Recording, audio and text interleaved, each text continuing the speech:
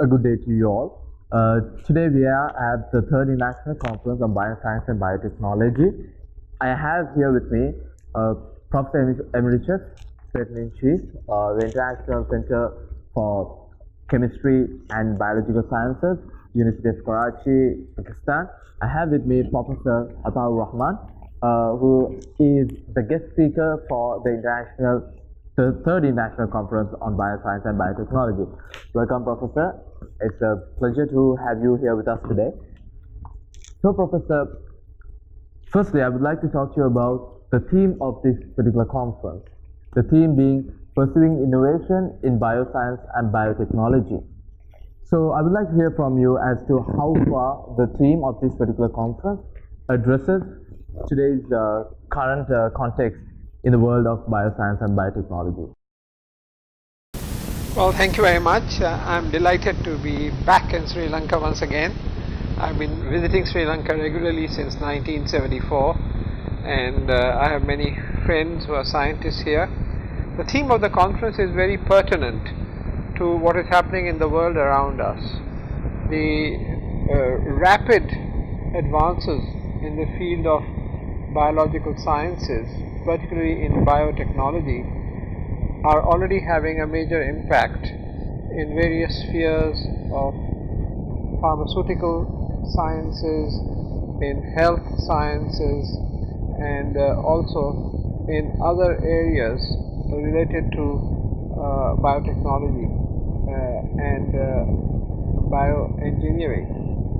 For example, you have new species being developed by being able to edit part of the genome of one species and insert it into another species, and so you can create, for instance, luminescent flowers where the genes of the firefly have been inserted into flowers. You can create different tastes in plants by taking tastes of one fruit and inserting it into another fruit or vegetable, and you can create a whole variety of different organisms which was not possible even a decade ago because of the fantastic developments that have taken place in gene splicing techniques and in gene insertion techniques. And this field promises to change the whole area of medicine in the future with the development of regenerative medicine, stem cell technologies, and other such fields which are evolving rapidly. So I think it's a very pertinent theme that has been chosen for the conference, and I'm sure it's going to be of great benefit to the participants who are here from across the world, and particularly to the participants from various Sri Lankan universities and institutions. Yes, well, talking about the developments in this field of study, along with developments come the limitations, the issues that the field of study is challenged with. So I would like to know what are the issues and the limitations that are out in public that is actually controlling the progress of development, which is what we have discussed so far.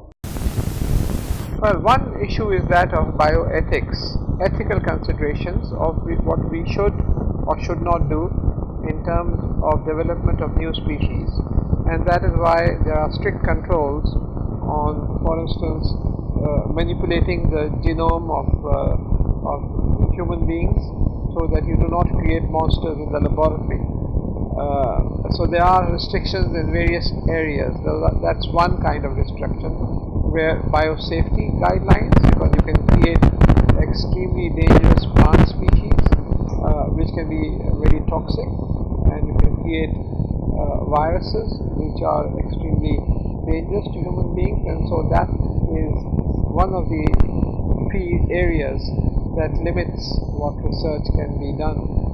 The second broad area is that of available facilities, where you may be working on very important projects of national importance, but the infrastructure and facilities that are needed for research are missing, and that is where the role of the governments come in to try to develop world-class facilities and infrastructure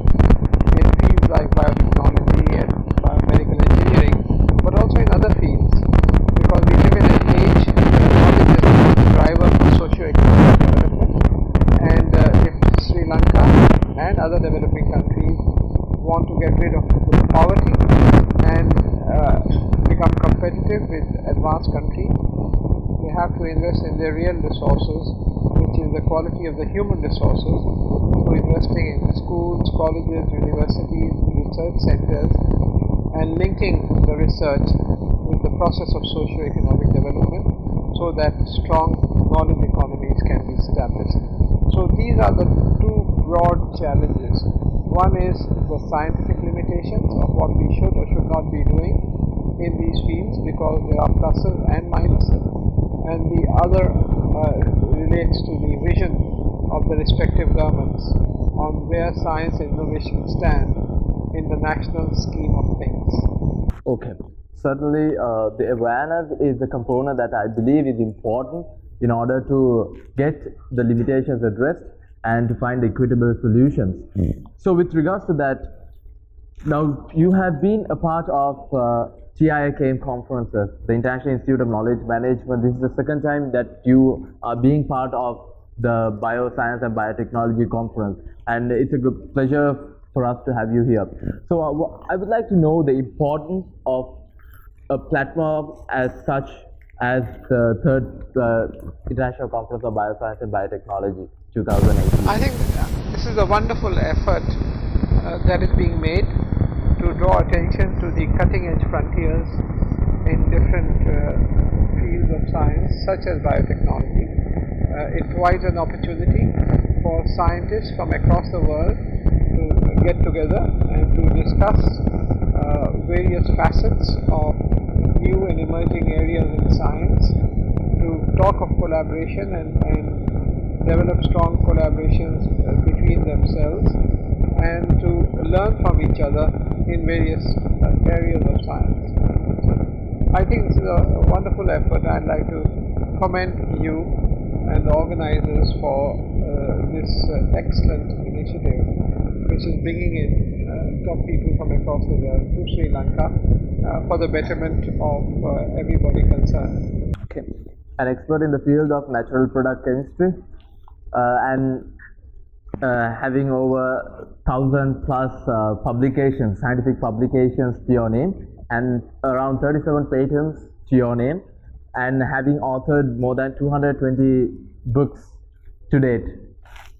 So what is your message to the young researchers out in the world today?